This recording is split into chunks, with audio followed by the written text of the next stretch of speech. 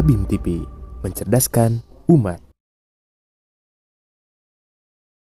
Bismillahirrahmanirrahim. Assalamualaikum warahmatullahi wabarakatuh. Alhamdulillahirabbil alamin, hamdan na'imin, hamdan yuwafi ni'amahu wa yukafi'u mazidah. Ya Rabbana lakal hamd kama yanbaghi li jalali wajhika wa 'azimi sultanik. Wa asyhadu an la ilaha illallah wahdah la syarika lah. Wa asyhadu anna sayyidana Muhammadan 'abduhu wa rasuluh. Sallallahu alaihi wasallam wa ala alihi wa ashabihi alladzina khasastuhum bima'rifatik wa ayyadtuhum biburhanik. Kaum muslimin dan muslimat, sahabat Habib yang berbahagia dan dimuliakan Allah Subhanahu wa taala. Alhamdulillah, setahun berjalan silaturahmi kita. Tahun lalu di bulan Ramadan juga Habib TV mulai mengudara melalui channel YouTube ini untuk bersama membangun satu harapan dan cita-cita terdalam sebagai orang yang beriman, menjunjung tinggi kalimat-kalimat Allah dan janji-janji kemenangannya.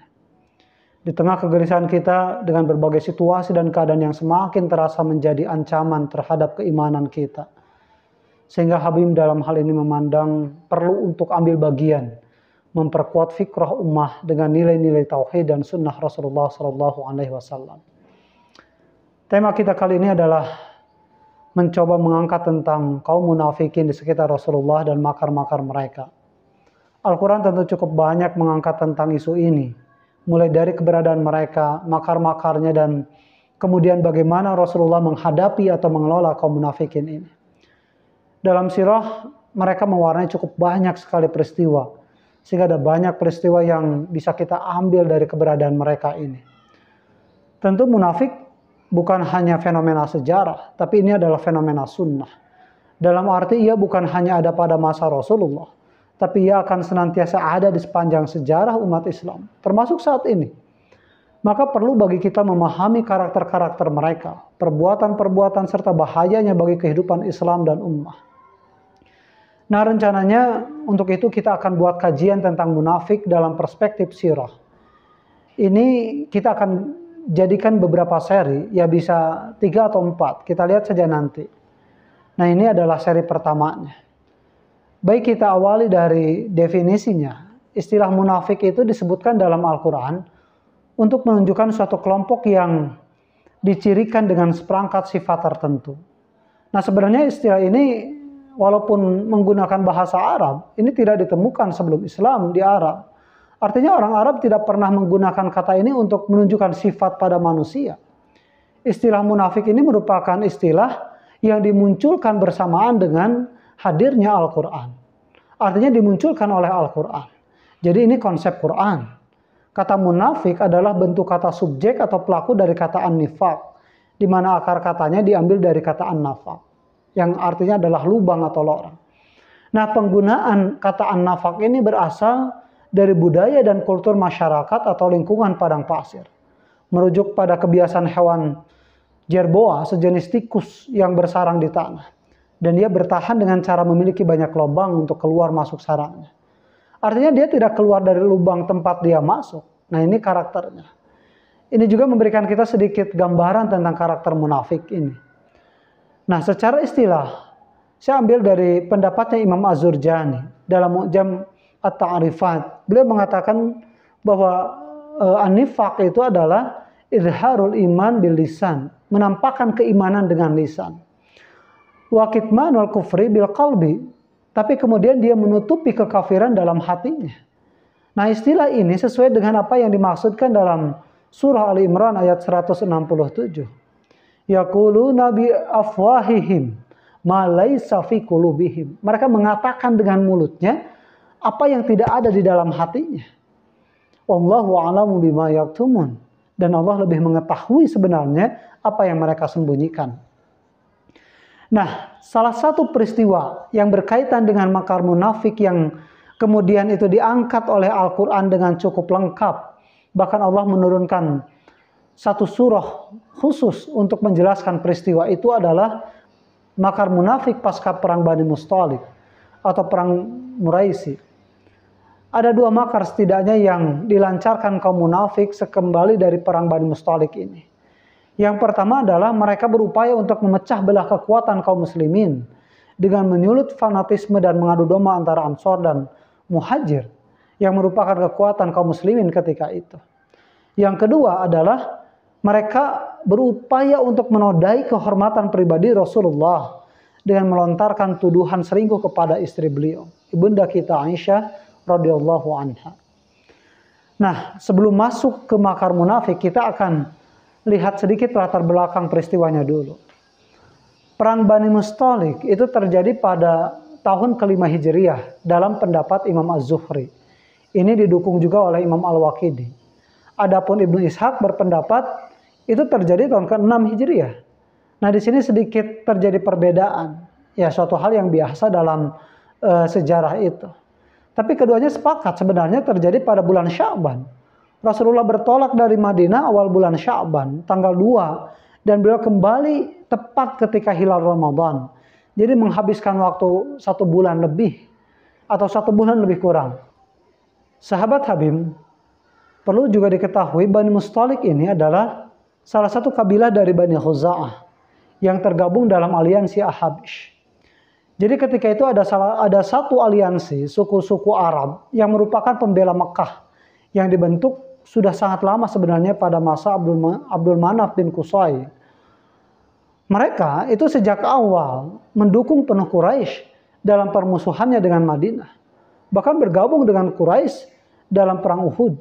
Nah, apa yang menjadi sebab kemudian terjadinya perang ini? Nah, perang Bani Mustalik ini terjadi karena ada rencana penyerangan dari Bani Mustalik ke Madinah pasca perang Uhud. Dengan memanfaatkan yang menurut mereka adalah kekalahan kaum muslimin di Uhud. Berita ini kemudian sampai kepada telinga Rasulullah. Jelas, rencana ini dipandang oleh Rasulullah sebagai sebuah ancaman. Bahkan permakluman perang terhadap Madinah dari mereka. Maka sebelum rencana itu terrealisasi, Rasulullah berinisiatif melakukan serangan lebih dulu kepada mereka. Dengan tujuan melumpuhkan kekuatan Bani Mustalik dan memecah kabilah-kabilah pendukungnya. Sebelum kemudian mereka bersatu menyerang Madinah dan merealisasikan serangan itu. Dan hasilnya apa? Ketika Rasulullah bersama dengan 700 pasukan datang ke sana, melakukan serangan secara mendadak. Artinya serangan ini dilakukan secara tiba-tiba tanpa peringatan. Sehingga Bani Mustalik dan pendukungnya itu tidak bisa melakukan perlawanan yang berarti. Mereka kocar-kacir di sana. 1 pasukan kaum muslimin syahid dan 10 pasukan Bani Mustalik terbunuh. Dan ada 100 keluarga yang ditawan, atau dalam riwayat lain ada 700 orang. Termasuk di dalamnya ada putri dari pemimpin mereka, Juwairiyah binti Al-Haris bin Abi Dirar, yang kemudian dia menerima Islam dan dinikahi oleh Rasulullah SAW. Nah, bersama dalam pasukan Rasulullah, sahabat Habib, diantaranya itu ada orang munafik Madinah atau kaum munafikin Madinah. Artinya bukan hanya satu, termasuk tokohnya itu hadir di sana, yaitu Abdullah bin Ubay bin Salul. Dia ini tokoh besar Yasrib sebelum kedatangan Rasulullah. Bahkan sebelum kedatangan Rasulullah di Madinah, penduduk Yasrib itu sudah merencanakan untuk menjadikan pemimpin Yasrib itu adalah Abdullah bin Ubay bin Salul. Ibnu Hisham dalam kitabnya mengatakan, yutawijuhu thumma yumalikuhu alaihim. Mereka hendak memasangkan mahkota padanya, lalu mengangkat ia menjadi raja bagi mereka. Nah, kita harus paham ini. Posisi Abdullah bin Ubay di Yasrib sebelumnya adalah tokoh penting yang sangat dihormati. Dia punya posisi itu sebelumnya. Nah, penyakit orang besar itu adalah ego yang berlebih. Sehingga seringkali menimbulkan sikap angkuh dan merendahkan manusia yang lain. Al-Quran menyebutnya dengan istilah batorun. وَلَا تَكُونُوا كَالَّذِينَ خَرَجُوا مِنْ دِيَارِهِمْ بَطَرٌ وَرِئَاءَ النَّاسِ وَيَصُدُّونَ عَنْ سَبِيلِ اللَّهِ. Dan janganlah kamu menjadi orang-orang yang keluar dari kampungnya batorun dengan rasa angkuh dan dengan maksud riya kepada manusia, serta kemudian dengan itu menghalangi orang-orang dari jalan Allah. Ini kan kemudian disebut oleh Al-Quran sebagai sifatnya orang munafik. Karena 2 ayat setelahnya itu dikatakan idza yaqulul munafiqun, ketika orang-orang munafik itu berkata walladzina fi qulubihim maradun, dan orang-orang yang ada penyakit di dalam hatinya. Jadi ini penyakit hati. Apa yang mereka katakan? Gharra haula'i dinuhum. Mereka itu maksudnya adalah orang-orang mukmin telah ditipu oleh agamanya. Nah, dengan sikap angkuhnya, sehingga dia tertutup dari kebenaran. Walaupun kebenaran itu tampak jelas di hadapannya. Sebagaimana sabda Nabi, al-kibru batarul haq wa ghamtun nas, bahwa al-kibr, orang besar, orang sombong, itu adalah ada 2 ciri. Batarul haq, angkuh terhadap al-haq. Artinya mereka menolak. Dengan keangkuhannya mereka menolak al-haq. Wa ghamtun nas, yang kemudian mereka meremehkan manusia. Ini kan yang disebut Rasulullah sebagai penyakit orang-orang yang sombong, al-kibr. Nah, Abdullah bin Ubay ini menjadi munafik karena sebab kedengkian kepada Rasulullah. Karena hal ini, baginya Rasulullah itu merampas peluang dirinya untuk menjadi penguasa tertinggi Yasrib. Nah, bagi kaum munafik, kemenangan Rasulullah SAW bersama dengan kaum muslimin ketika itu, ini berarti kerugian di sisi mereka. Maka semakin panas mereka menyaksikan kemenangan Rasulullah di Bani Mustalik ini. Karena semakin sulit artinya bagi mereka untuk mencapai tujuan mereka, menghancurkan kekuatan kaum muslimin. Makanya menghadapi kaum munafik itu, ya terus saja kita berprestasi. Semakin kita berprestasi, semakin panas mereka. Semakin gak ada apa-apanya mereka itu. Maka yang dilakukan pun oleh mereka akhirnya adalah tindakan-tindakan yang membabi buta. Dari situlah akan nampak kemunafikan mereka. Mereka sendiri yang akan menampakkannya. Ya, pada dasarnya tujuan kaum munafik tidak berbeda jauh dengan orang-orang kafir. Innal kufra millatun wahidah. Kekafiran itu walaupun beragam jenisnya, beragam tindakannya, millatun wahidah. Agamanya sama, agendanya sama, tujuannya sama. Dan kemunafikan adalah salah satu di antara bentuk kekafiran. Sehingga kita saksikan, sepanjang perjalanan pulang dari Bani Mustalik, Abdullah bin Ubay itu terus melakukan upaya-upaya untuk memanfaatkan setiap celah kesalahan kaum muslimin untuk melemahkan Islam. Salah satunya adalah dengan memecah belah kaum muslimin. Memecah belah kekuatan kaum muslimin. Nah, setelah berakhirnya perang, yang di situ kaum muslimin mendapatkan kemenangan, di salah satu mata air sekitar Muraisi, masih di sana, ketika sedang istirahat. Nah, di situ ada ya semacam keributan kecil sebenarnya. Kan biasanya yang paling sibuk waktu istirahat itu untuk menyediakan berbagai keperluan, memberi minum unta dan lain-lain, itu para pelayan atau istilahnya maula. Ada pelayan Ansar, Sinan bin Wabar al-Juhani, dan kemudian ada pelayan Muhajirin Jahjah bin Qais. Masalah pribadi sebenarnya di awal itu. Intinya pelayan Muhajir berdesakan hingga dia menyepak pelayan Ansar. Sampai ya karena tidak terima dengan perlakuan seperti itu, si pelayan Ansar itu, Sinan, itu memanggil orang-orang Ansar, ya lal Ansar. Lihat apa yang dia lakukan. Sampai kemudian karena teriakan itu beberapa Ansar datang ke sana. Ya, untuk menyaksikan dan ada apa ini, permasalahan apa yang terjadi. Nah, melihat itu, pelayan Muhajir gak mau kalah. Dia akhirnya memanggil juga Muhajirin. Ya lal Muhajirin. Hingga akhirnya terjadilah keributan, sedikit keributan. Sampai keributan itu terdengar oleh Rasulullah SAW dari tendanya. Sehingga Rasulullah bertanya ketika itu, mabalu dakwal jahiliyah. Ada apa dengan seruan jahiliyah itu? Seorang sahabat menjawab, ada seorang muhajir menyepak temannya dari Ansar. Rasulullah kemudian berkata, da'uha, abaikan atau tinggalkan seruan-seruan itu. Fa'innaha muntinah. Nah, muntinah ini berarti sesuatu yang berbau busuk, menjijikkan. Maksudnya panggilan seperti itu adalah panggilan yang busuk, menjijikkan, bahkan bisa beracun, yang harus kemudian dijauhi.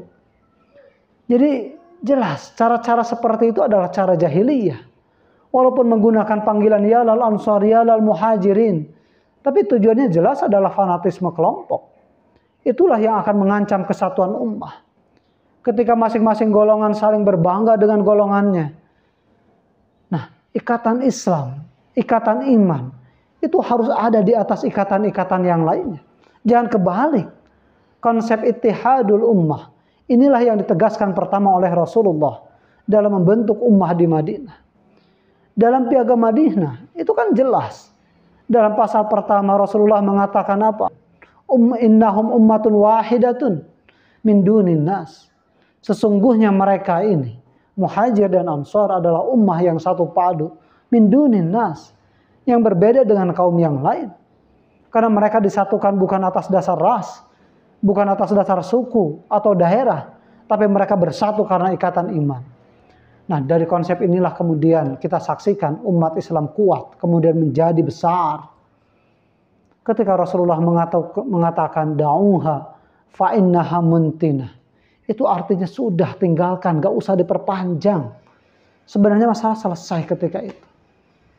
Nah, cuman akan senantiasa dalam situasi-situasi seperti itu, senantiasa ada orang yang menyukai keributan. Bagi mereka keributan itu menyenangkan, menguntungkan. Akan ada orang seperti itu. Bahkan di tengah-tengah kita barangkali demikian juga. Siapa mereka? Orang-orang munafik. Mereka akan melihat ini kesempatan untuk apa? Untuk kemudian kedua kelompok ini, Muhajir dan Ansar, pecah dan berbenturan. Kemudian riak yang terjadi itu, berita itu didengar oleh Abdullah bin Ubay. Dia panggil orang-orang Ansar ke tendanya. Lalu kemudian dia bersumpah di sana, wallahi ma ra'aitu kal yauma dzallah. Demi Allah, aku tidak pernah melihat penghinaan seperti ini. Au qad fa'aluha, atau apakah mereka benar-benar melakukannya? Au kama qala, mereka telah mengalahkan kita, mengungguli kita di negeri kita sendiri, maksudnya Madinah. Dia ceramahi itu orang-orang Ansar yang datang ke tendanya. Bahkan dia katakan dengan pepatah jahiliyah, samin kalbuka yakul, gemukan anjing maka dia akan memakan. Dia menyebut Muhajir kalb, anjing. Lihat, dia melakukan itu. Itu dia lakukan untuk membakar emosi Ansar agar melawan Muhajirun.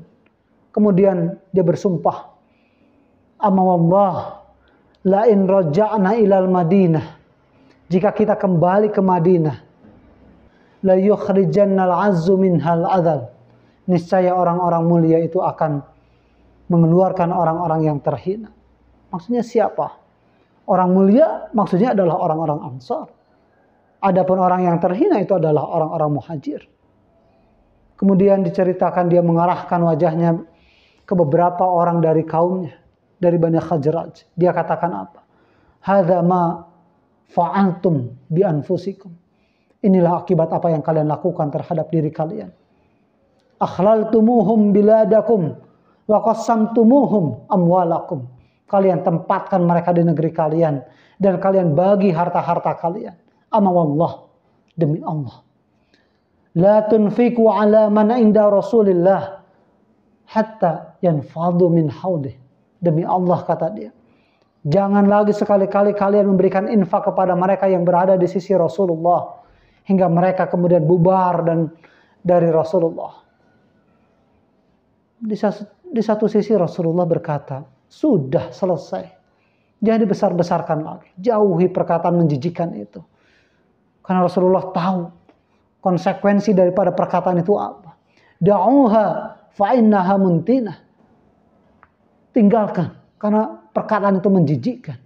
Tapi di sisi lain, orang-orang ini, orang-orang munafik ini terus saja memberikan ceramah-ceramah beracunnya untuk membesarkan masalah.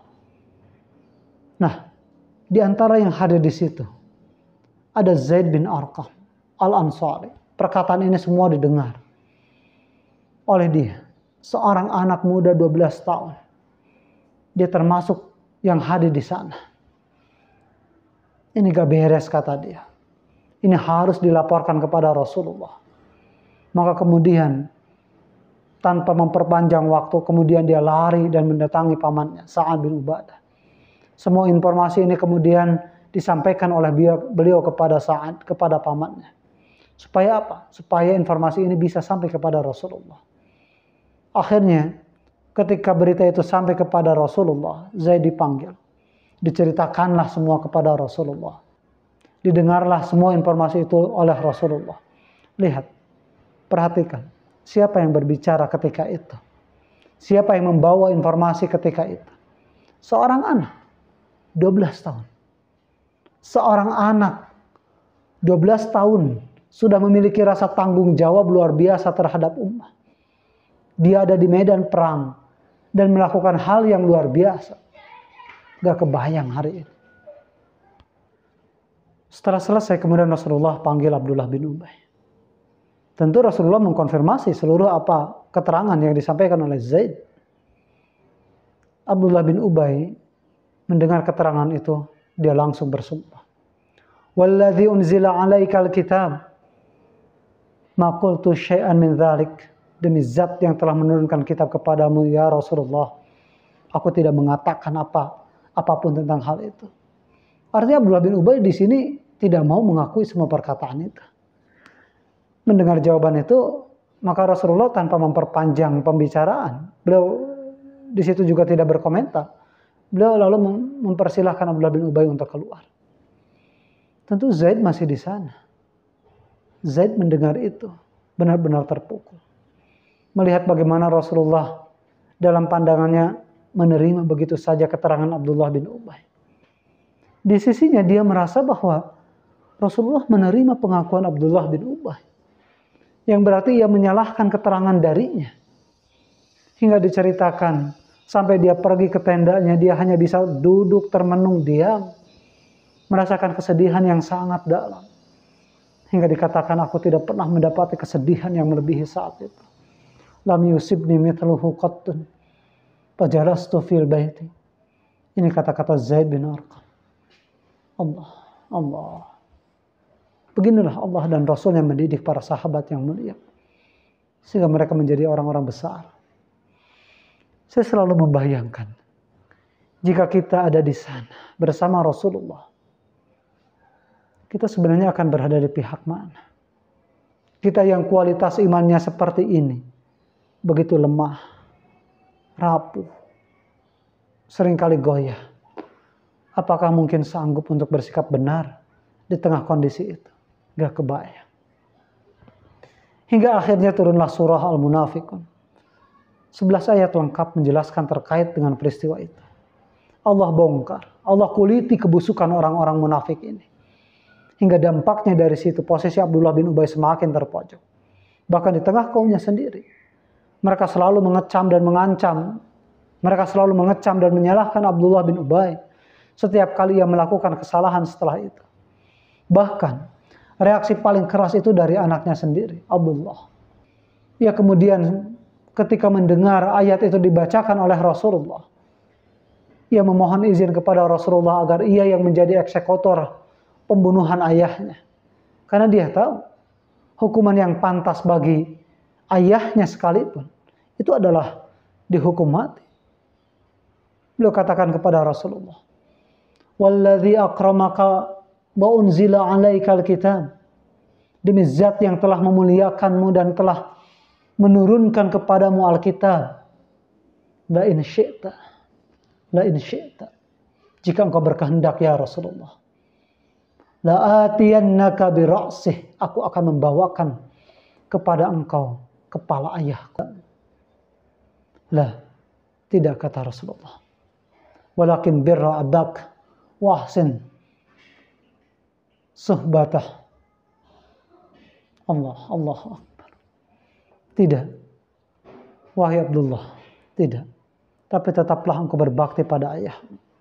Dan perlakukanlah ia dengan baik. Kita harus paham reaksi daripada Abdullah ini.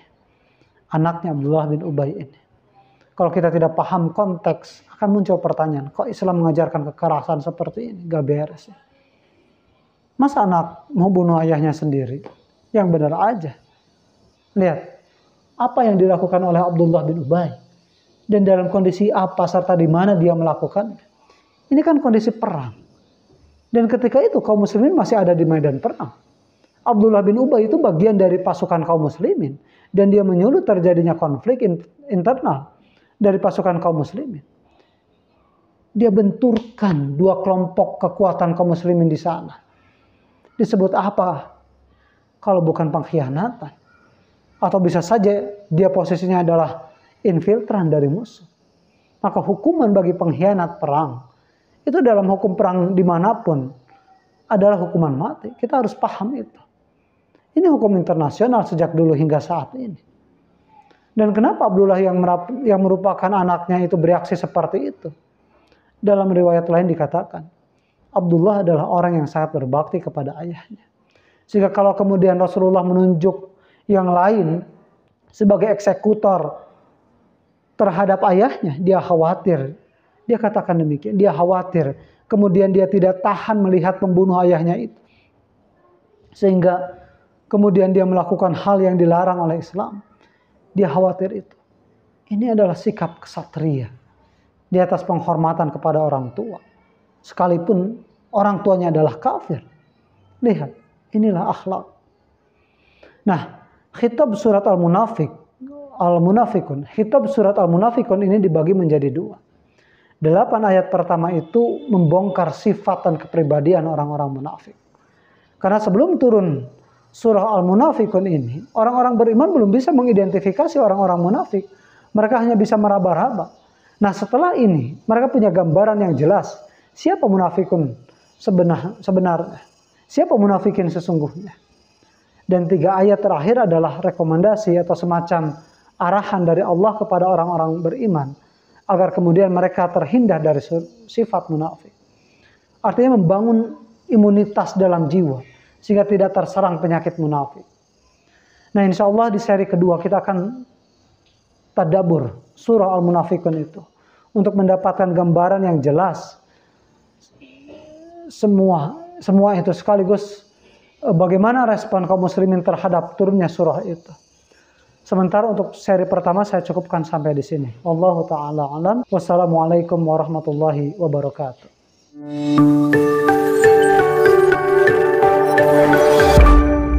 Habim TV, mencerdaskan umat.